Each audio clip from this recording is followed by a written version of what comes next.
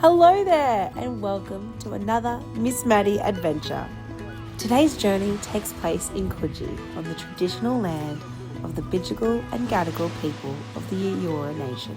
But we're not here just to swim or build sandcastles here on this sunny day. We are here on a mission. Come and meet Erin from TrashFish Recycled. She has brought us all together today for a beach clean. Say hi, Erin!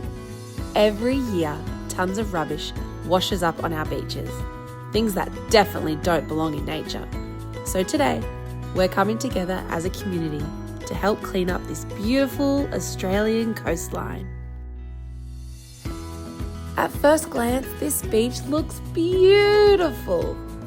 But when we start taking a closer look, we can see tiny pieces of rubbish hiding everywhere. Bottle caps, straws, even tiny colourful specks mixed in with the sand. These are called microplastics. Pieces that can even be smaller than your fingernail. That come from items such as broken down plastic bottles, old toys, and they can even come from your clothes too. So keep watching as we learn how a little effort can make a big difference to our planet. And you'll also see a creative project come to life at the end of our cleanup.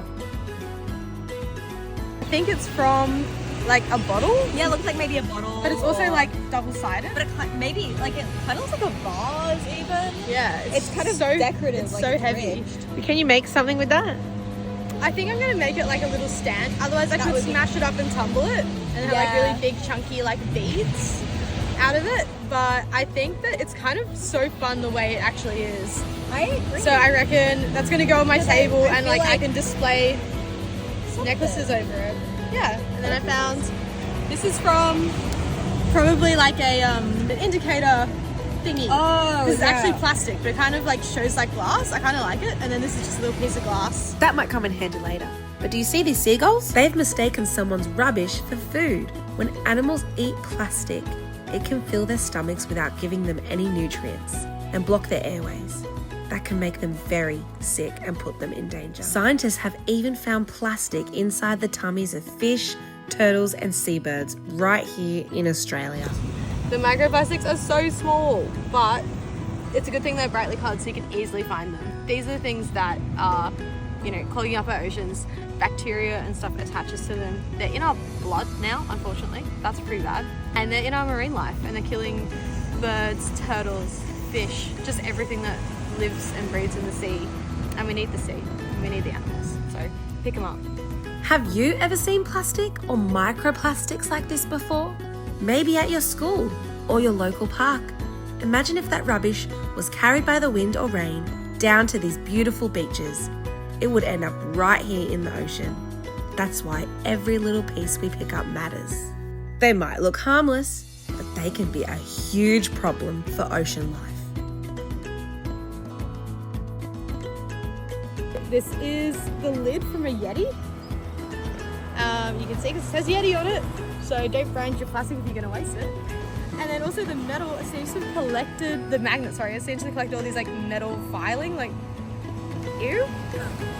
That's going to go in the bin. Look at everyone helping. All of us from different walks of life, all working together. Sometimes cleaning up can feel like a big job, but when we do it together, it can actually be really fun. When I got chatting to some of the amazing helpers who came today, many of them were saying the same thing. They want to make sure our beaches stay safe for the creatures who live here and for all of us who come to enjoy it too. Why is cleaning up the beach important to you? Save our marine life, save the planet. If you're like diving and snorkeling, you see too many animals being affected by the rubbish that people put out. Yeah, and they're even finding microplastics in human bodies as well, so if that doesn't worry you, it shouldn't. So we're going to head back. We've cleaned pretty much, I think it's like probably like maybe like 100 or 200 meter stretch of the beach. Just going through the tide line, just looking at like all of these little tiny bits. You can find a lot of teeny tiny microplastics. We've collected a fair bit of glass, but also a lot of plastic. So that's just a couple of the bags that we've done. What we're going to do is head back to like the grass, get out the plastic and stuff that we've got, log it, and so contribute to some citizen science, and then we'll do we'll do a little workshop I'll talk through about what I would use bits and pieces for, what we can't really reuse, and we'll go from there. We're about to go take a look at what we've found. From plastic bottles, food wrappers, old straws, lots and lots of sea glass. And what's that? A fidget spinner? Every item tells a story. And most of those stories start with something being used once and then thrown away. Did you know that plastic never really disappears? It just breaks down into smaller and smaller pieces. Even when we can't see it anymore, it's still there, floating through the ocean, getting eaten by fish, and sometimes even ending up in our food. That's why we need to think more carefully about how we dispose of our rubbish. So what are we going to do with all this rubbish? What can be recycled and what can be reused? Let's find out. The first thing I'm going to do, this is how we're going to log this cleanup and contribute to some citizen science, which we love. So we're going to go into the Marine Debris Initiative app. It says, hi Erin. We're going to add a collection. We're doing a general cleanup today, and we are at Coogee Beach in Sydney. We were at the rainbow bit, and so we're going to go from there, and then we ended up walking almost all the way down the end and back up. So I think it might let me do a 0.3. Yep, sweet. And then we ended up sort of towards the park. So we're in the park now. It's amazing how much we found in just a short amount of time. When we take the time to sort out our rubbish after we pick it up, we can give things a second chance. Now we're going to go through all of our items and add them. When we count the rubbish, we can keep track of what's being found most often. This information can help scientists and communities find better solutions for that area, including reducing packaging or banning single-use plastic. So there's glass, there's paper, cardboard, plastic. Wow, there's a lot. There's a lot of plastic. There's a lot of options. We can add a photo, and we'll take a little photo of it so that we can upload it. And then we add the item.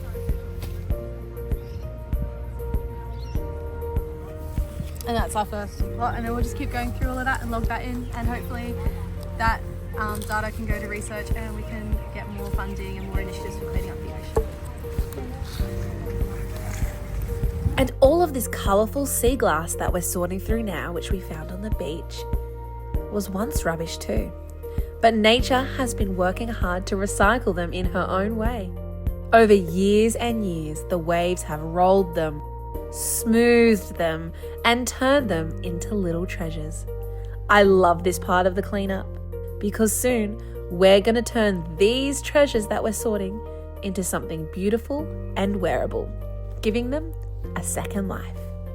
But before Erin shows us some of her tips and tricks on how to do this, I always like to pause, go back to the beach and look around.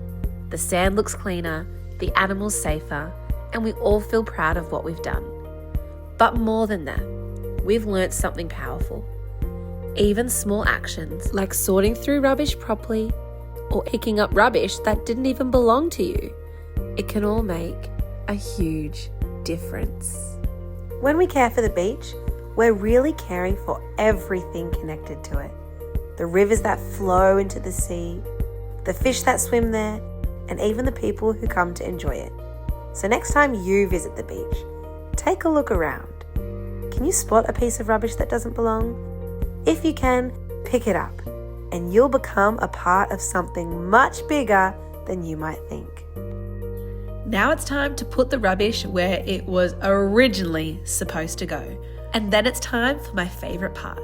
We put the rubbish in the bin, and all of these treasures that you think might be rubbish, Erin's going to show us how to turn it into something special. What I basically do with TrashFish Recycle is recycle plastic. I started off with. What I was doing was collecting plastic bottle tops, just like these ones here. Hasn't ever been recycled. It's made new and it stays new, and it usually ends up never getting changed from this form. The good thing about that is that it's really flexible and you can actually heat it and recycle it a few times, at least in the way that I do it. The difference between this and the ocean plastic is this one is like from a little soy sauce fish. It's not too bunged up, but as the plastic stays in the ocean longer and longer, it gets more and more brittle. So you can see that this one is starting to flake off. We've got like little like threads there that will become microplastics. So this one I can still recycle.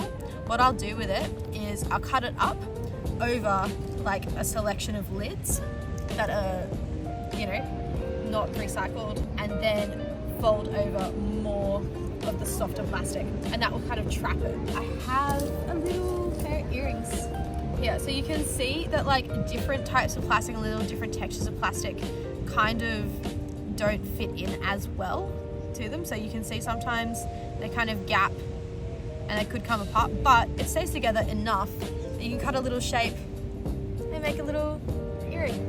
I think that is so clever and so creative. What a fantastic way to take the plastic and the rubbish that would have ended up in landfill and give it a purpose and a second life. What else do you know how to make, Erin? What I also do is make obviously sea glass jewellery. So I've got these cutie little ones in.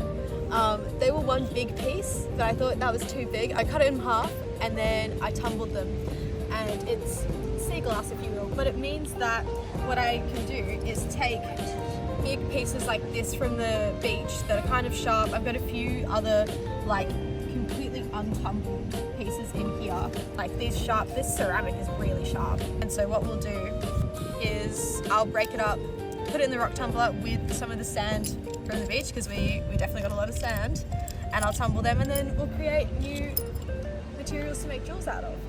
So what I'm gonna do now is get the lovely girls that came and cleaned up with me to pick up pieces of glass, and we'll make something cute. Ooh, what colour do you think I should pick? Yep, I'm going with this beautiful green. So Miss Maddie did an amazing job coming down, cleaning up, just being the absolute best. So what we're gonna make for her as a big thank you is we've got a cute little piece of sea glass. We're gonna drill a little hole in the top here, and we're gonna make it so she can wear it on a necklace. I'm so excited to watch this creative process unfold while Erin is making this beautiful sea glass creation from something we found on the shores earlier. I wonder if there's anything that you can think of that you might be able to make with the things that you find when you're cleaning up the parks and the beaches near you. The creative possibilities are endless. All the way through in one go.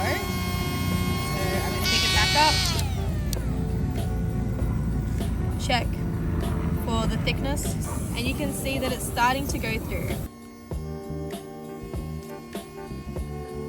And then we've got a hole through our sea glass, and we can put it on a jump ring or a veil, and then slip it onto a necklace. Okay, while Erin keeps working on that, let's look at some of the other incredible creations that she has made, turning trash to treasure. Give this a little rinse, and Would you look at that? I'm so excited to wear this. And now we can put it on a little jump ring, and it can be a little pendant.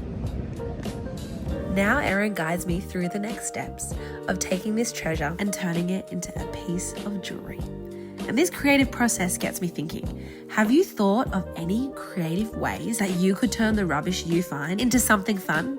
And you know what? Maybe jewellery's not your thing, but what is your thing? Do you like making art? Do you like making things for other people? Do you like making toys? Do you like making science experiments? Let the ideas flow. There you have a little pendant. What a wonderful day it's been. A big thank you to Erin from TrashFish Recycled for inspiring us with your love of reusing and recycling. And imagine if everyone did their part like Erin. Our world would be a cleaner, safer, happier place for every creature that calls it home. Looking after our planet is something we can all do, one small step at a time. I hope today's adventure has inspired you to think differently about the things that we use and throw away. Thank you for joining us on this beach clean journey. And I'll see you on our, hey, get out of there, birdie. That's not for you. We know that our rubbish goes in the bin and not in your belly. Okay, where was I?